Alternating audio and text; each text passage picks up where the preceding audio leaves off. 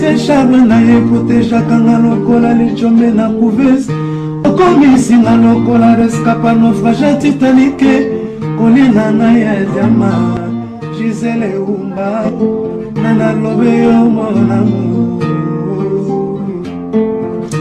téléfortifia de mon corps en cas de rechute alingaka na bondelaka ye lokola bebe ya moi ekila monena pesaki nga ngumi ya suwa ye te o paske nzoto na ye petepete lokola na malemba kolina na ya diama Gisele Umba kolina na ya diama Gisele Umba kolina na ya diama Gisele Umba nana lobe yo mon amour bandeko bana na nzambe ne jugez point na bino yangoyo ebandi lisusu bobenga bokota pote tomeka ko partager liloba ya nzambe oyo bilei ya molimo euti epai ya ngai moumbu wa bino pona kopanza liloba la nzambe partout. La Bible nous dit elangezali monene kasi basali bazali moke tikate to panza liloba ya nzambe o bazwaki tam mingi te to bazwaki pengonga te ya kokende na église na tongo to ko rattraper yango na poko ya lelo pona ne juger point to partager liloba ya nzambe bokota. Merci beaucoup na baibanso balandaka ne juger point ndakisa papa Alain Alino kuna na Lyon papa na Emeraude papa na Petit Alain ye na frère Pablo pai wapi balandaka ne juger point frère Jean atikali simate bango bazali bongo na Lyon balandaka toujours ne juger point tobosani te frère Nabiso Richard Lukau ye azali molandi monene ya ne juger point atikaka biso te na États-Unis papa Bombo Fifi na mwasi na ye mama Mireille Makalebo tobosani te bango batikaka te balandaka biso ne juger point bandeko ne juger point ya dimanche lelo ezali kosala ngai pasi pe mawa tokobanda na image moko ya pasi pamba te tozali kokamwa basali na nzambe bazali kokufa kaka tango bazali koteya liloba ya nzambe tolanda na mboka ya Afrika mosali na nzambe akufi en plein culte azalaki koteya liloba mbala moko azongisi molimo epai ya tata tolanda ngai na bino esali pasi veter edino panza sanga ya Congo tila biso image ya mosali na nzambe ndenge awuti kotika biso en plein culte.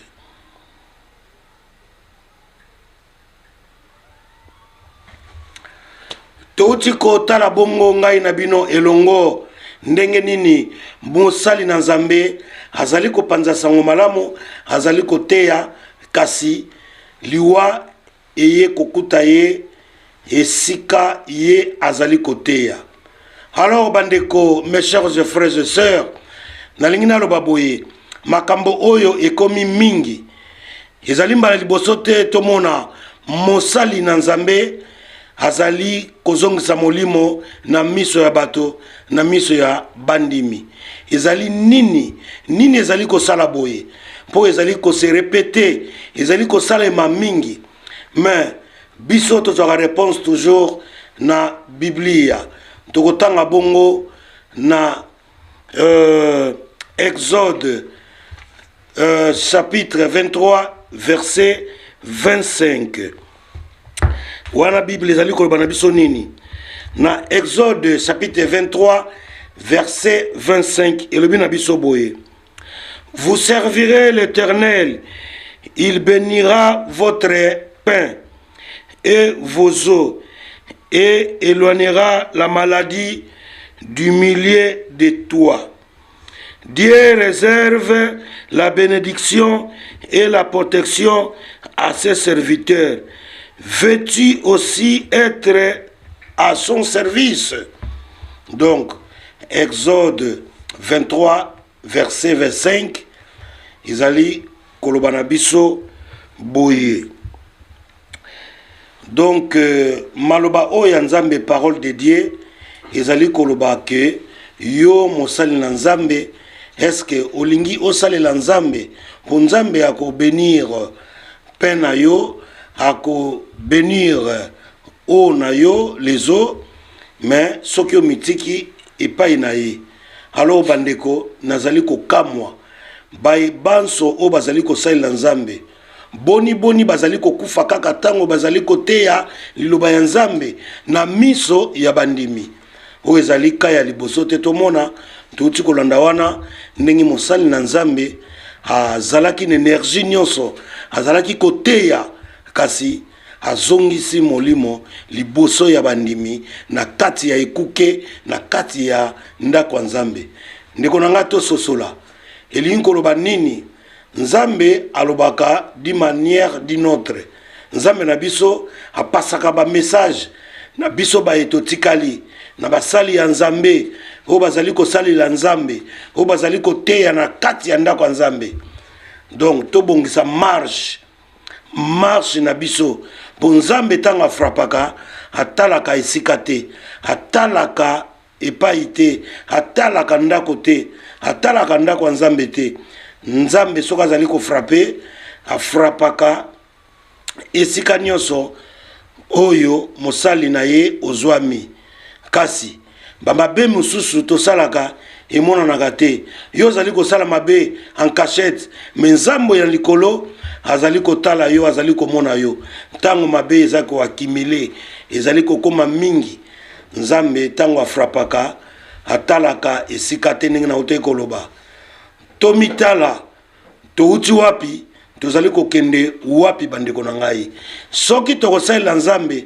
tosalela nzambe na bosolo tala bakaya boye ezali koya basali ya nzambe bazali kokufa liboso ya bandimi ezali digne te ezali pasi nyonso wana biso baetotikali epesa biso mateya epesa biso ndakisa que l'exemple oyo tozali komona nzambe tanga lobi akofrape afrapaka sans retenue yo moto lobi ozali kosalela nzambe soki babengi yo nano te soki ozali kosalela nzambe na bosolo te na moyibi na bikobo na mosolo na kozwa badimi na kombo ya nzambe na kozwa na biloko ya mokili mozali kozwa ngo na kombo ya Yesu yebaka kembano na yo ezali nzambe na biso azali nzambe oyo atondi na jalousie azali très jaloux soko ozali kosalela nzambe na kombo na ye me yo ozali kowela no biloko ya mokili tala basor sor nango yango tozali komona na mokolo ya suka tokomona mingi bakolobaki nzambe nasalelaki yo nzambe nateyaki na kombo na yo Yesu nateyaki na kombo na yo nzambe akoloba namonaki yo te et puis nayebi yo te donc wana ekozala bagrincement de dents mokolo ya suka ezali pasi bandeko na nga komona ke bayi bazali kosambela nzambe me baza na protection moko te pa ya nzambe tala liwa esika ezali kozwa basali na nzambe donc oyo totikali biso bato tozali kotala yo na ngai ozali kolanda ngai tolanda ndakisa tosalela nzambe na bosolo kosalela nzambe te lokolo moko na kati lokolo moko libanda kanda ya nzambe tango yaka tala ba preuve nango ezali pasi ezali pe mawa na ba totikali tozwa mayele po ces derniers temps basaleli ya nzambe bazali kokende kaka boye eloko ezali kosala nga pasi po liboso ya bandimi ezali malamu te yo mosali ya nzambe exemple nini okopesa po tozokende kaka liboso ya bandimi église yaki plein bato bakanisaki liseki ndenge ya mesana koganga ndenge ya mesana koteya ndenge ya mesana koloba tout un coup mosali na nzambe avandi na kiti azongisi molimo epai ya nkolo biso baetotikali tokosengaki na nkolo ayamba molimo na ye akanisa ata bolamu ya moke oyo papa oyo asalaki mpona koteya kopanza sango kopanza liloba na ye epai ya bandimi. Ezali pasi pe mawa epesi ngai mawa mingi komona mosali akende kokufa liboso ya bandimi. Yango wana tolanda toujours na Exode 23 na verset 25 po kuna makomami ezali kote ya biso totikali. Alors toza kokoba se kokoba na ne juge point ya dimanche ya lelo mageto bandaki na sango ya mawa kasi tozo koba na matia na biso tokotanga bongo na Ésaïe chapitre 6 verset 8. Ésaïe chapitre 6 verset 8 et le binabiso boye. J'attends la voix du Seigneur. Qui enverrai-je et qui marchera pour nous? Je répondis, mais voici, envoie-moi. Peux-tu répondre favorable à l'appel de Dieu? Servir Dieu, c'est à ton avantage et c'est aussi une faveur. Bandeko, Ésaïe chapitre 6 verset 8. Peux-tu répondre favorable à l'appel de Dieu? Servir Dieu, c'est à ton avantage et c'est aussi une faveur. Donc, awa Bible sabiso boye. Okoki ko répondre favorable na bobengami ya Nzambe. Soki ya bengi yo, est-ce que vous allez prêt ya ko répondre na appel ya Nzambe? Soki lelo a bengi yo, ozaya ko bongama pour répondre favorable. Yebaka etendeko ezali avantage na yo, ezali pe faveur na yo ko salela Nzambe. Appel oyo Nzamba bengi yo ezali avantage na yo. Pourquoi? Ezali avantage na yo parce que tango komi ko salela Nzambe, Satan oyo abundisaka biso chaque fois ako se retirer malembe balembe po ayebi ke yo esi obandi ko salela Yahweh, le roi des rois, Jésus-Christ de Nazareth. Du fait, il y a qu'à recevoir Jésus-Christ, roi, paix sauveur, nabiso, ou comme on a déjà que vie na yo, et qu'on banda déjà qu'on soit sens, et qu'on banda qu'on soit nzela mususu, pour y a qu'à accepter déjà Jésus-Christ comme sauveur, paix mobik ici. Ou comme on a déjà que vie na yo, et qu'on banda, makambo ezali ko marché te, et qu'on banda ko marché ndeko. Et puis, avantage, ezali que yo na bato ya satana bokomi na bokabwani. Nyonse ko yela yo, ozali déjà na gara na moto oyo azali ko bondela yo. Donc Jésus-Christ akotika yo te, akozala toujours pembeni na yo pona ko encadrer yo, pona kozala lokola parapluie na yo. Yesu Kristo soki akangami na moto ezali po a protéger ye na mabe nyonso e koya contre yo. Akomi lokola bouclier, akomi lokola barrage epai nyonso bazali ko beta yo masasi, bazali ko beta yo ba flèche. Yesu akozala wana pona ko barrer lokola bouclier na nyonso. Eya butu, eya moi. Yesu Kristo azali wana pona ko protéger yo. Yo na libota na yo mobimba. Soki o accepter Jésus-Christ sauveur pe mobikisi ya yo, ozali ko sauver kaka yo te, ozali ko sauver yo moko na famille na yo mobimba. Yango wana bandeko ezali esengo mingi koyamba Yesu Kristo mobikisi na yo pe sauveur na yo. Donc ako sauver yo kaka te, mais ako sauver yo na entourage na yo, donc famille na yo mobimba. Avantage ezali nini koyamba Yesu mobikisi pe sauveur? Ezali na makambo ebele. Soko yambi Yesu okomona ke vi na yo ezui sens mususu, vi na yo ekotambola ndenge mususu. Alors tango pesi bomoi na yo epai ya sauveur pe mobikisi Yesu Kristo, okomona biloka mike mike ba komba ya mike mike yoko to bano yeba te, mais Jésus akobunda na place na yo. Donc bamakambo mosusu yo banobima toujours victorieux. Lelo tomonaka moto makambo na ezo marché te, asala boye ezosimba te, alala boye bandoto ya mabe, asala boye babitumba, bamaladi, bapauvreté, molimo ya kufa, makambo nyonso oyo Satan atiaka na moto ezolanda kaka yo. Or que c'est simple, soko ndimi Jésus tant que sauveur pe mobikisi na yo, biloko wana nyonso tundeko na ngai nazokoasire yo okomona yango lisusu te. Pamba te ya quelqu'un na kati ya bomoi na yo azali kobundela yo, yo vandi okangi maboko. Toi ce que tu vas faire oyo nzambe a recommandaka ezali parole de Dieu. Yo kokangama na parole de Dieu plus ba prière na yo. Tango yo zali ko sambela, ozali ko renforcer, ozali ko recharger. Ningi to rechargeaka portable soki komi décharger. To tsaka on a prise pour écharger. Yo pe pareil. Oko charger âme na yo na ba prière et puis na parole de Dieu na ko sala malamu. Wanande nzambe azali ko sepela yepe azali ko zongsela yo ascenseur. Yo azali ko sambela yo ozali ko yoka parole de Dieu. Lui à son tour azali ko protéger yo, azali ko bongsela yo nzela, azali ko bundela yo vis-à-vis ya bato ya mabe na bato yo bazali na motema likundu envers yo. Po mokili oyo tovandi ezali na bato ya mabe ebele, ezali na bitumba mosusu eza visible, bitumba mosusu eza non visible. Alors nzambe Yesu Kristo ye abundelaka bato oyo bazali reconnaissant envers ye.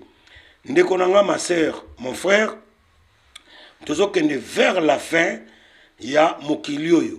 Soki oluki olingi ya nzambe, yo pe komona ba bienfait na ye, yo pe komona gloire na ye na nyonso oyo ezali na se ya mokili. Mais soki yo kangami na biloko ya mokili, okangami na ba bien oyo ezomonana na miso ya bato, nzambe pe akopesa yo mokongo.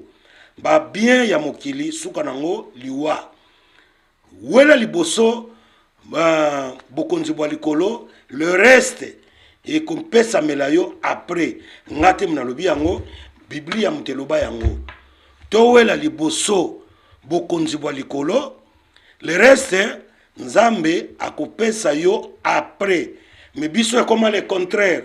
To koma ko wela nano biloko ya mokili et puis bokonzi bwa likolo tozotika yango na sima.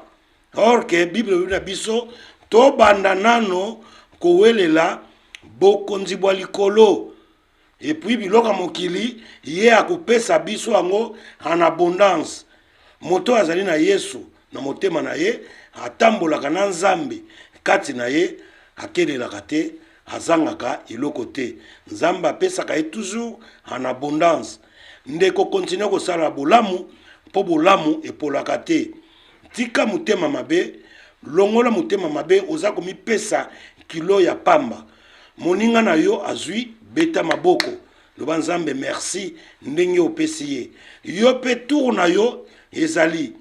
Soki otie motema likundu, ozali kosala jalousie na kati ya motema na yo.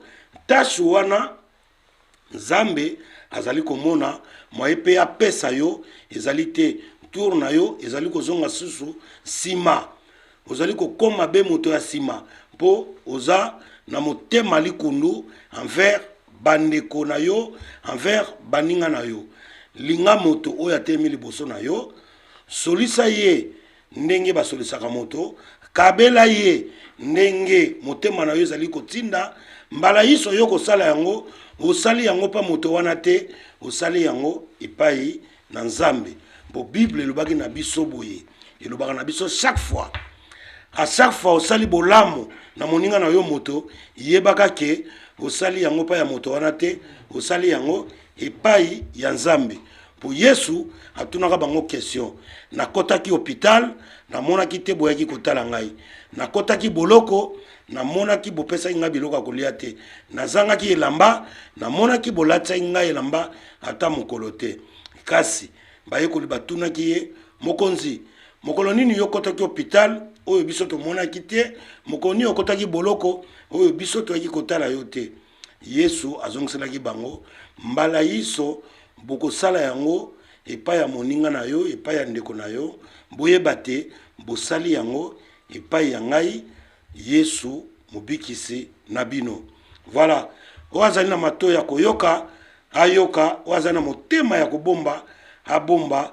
Ezalaki bongo mate ya lelo ya ne juge point esika nyonso bozali, kimia ya nkolo ezala na mabota mabino. Bobosana te ko s'abonner à chaque fois na Diamant Noir TV esika wapi bomonaka frère na bino frère Siatola azali ko partager na bino moi liloba pote elanga ezali monene basali bazali moke.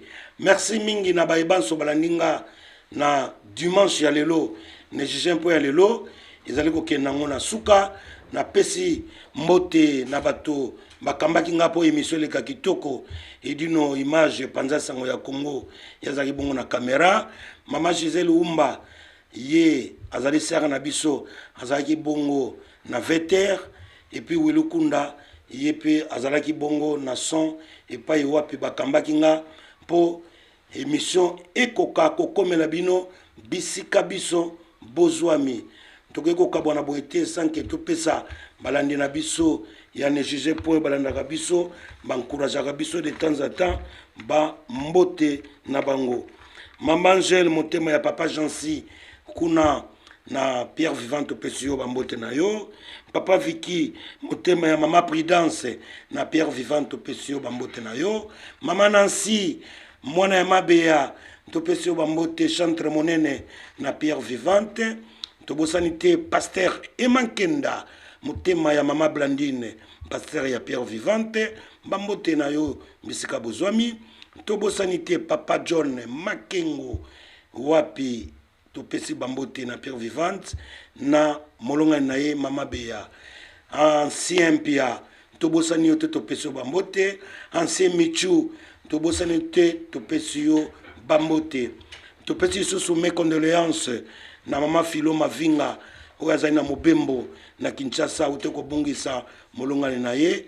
Mes condoléances équipe mobimba ya ne juge point ya Diamant Noir TV topesi mes condoléances na mama Filo Mavinga nzambe ya pesa ye makasi. Tobosanité papa Brino motema ya mama Kabibi yepe bambote na ye kuna na Pierre Vivante bapara ya mwana na biso Jérémy. Tobosanité na Bordeaux papa Maketo motema ya mama Christine bonne arrivée bango bauti bongo na mboka Angola. Topesi bango bambote ebele bisika biso bango bazwami. Sans oublier mama présidente mama Jetou Siatoula oyo mesana kopesa biso ba verset biblique nzambe abomba yo apambola yo abatela yo lisusu. Merci beaucoup na baebanso balandaki biso na dimanche ya lelo ya ne juge point so bomoni na te bible nanga na lipeka boyebaka te mate ya lelo ekomi na suka. Merci na baebanso bazali kolanda biso oyo bamesana kolanda biso. Tokomi bongo dimanche ezali koya soki mokonzi na biso Yesu Kristo azongi te mbeto kutani na ne juge point dimanche ezali koya kimia ya Yesu Kristo ezala na mabota mabino nde tomonani dimanche ezali koya nzambe abatela biso. Sakinga ngumi asuwa yeteo paske nzoto na ye pete pete lokola na malemba kolina na ya Diama Gisèle Umba kolina na ya Diama Gisèle Umba kolina na ya Diama Gisèle Umba nana lobe yo mona